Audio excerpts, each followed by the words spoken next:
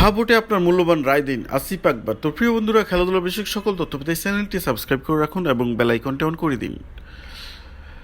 ত্রয়োদশ জাতীয় সংসদ নির্বাচন উপলক্ষে নিজের অফিসিয়াল ফেসবুকে পোস্ট করেছেন জনপ্রিয় কণ্ঠশিল্পী আসিফ আকবর।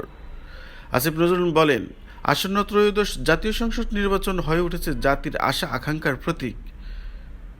এবারের ভোট হতে হবে সঠিক নিয়মে। বাংলাদেশের মানুষ তাদের ভোটাধিকারের উপর আস্থা হারিয়ে ফেলেছিল বিগত 2 দশকে।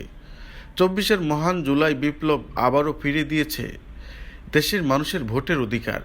জুলাই বিপ্লবের শহীদ ছাত্র জনতার প্রতি বিনম্র শ্রদ্ধা, আহত জুলাই যোদ্ধা এবং বিপ্লবীদের প্রতি স্যালুট। নির্বাচনে অংশগ্রহণকারী সকল দলকে জানাই অভিনন্দন।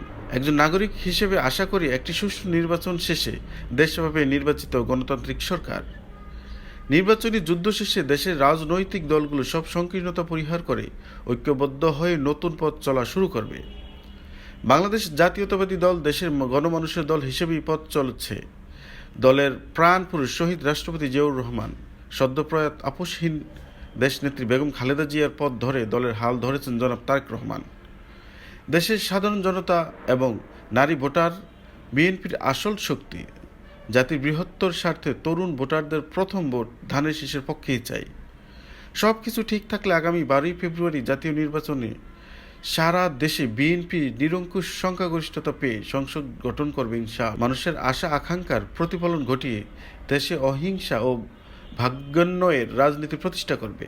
12 ফেব্রুয়ারি সারাদিন ধানের শীষ হা ভোটে মূল্যবান রায় দিন। সবাই ভালো থাকুন, সুস্থ থাকুন, সুন্দর থাকুন। এই ভোটে মার্কা যার যার ভোটাধিকার সবার।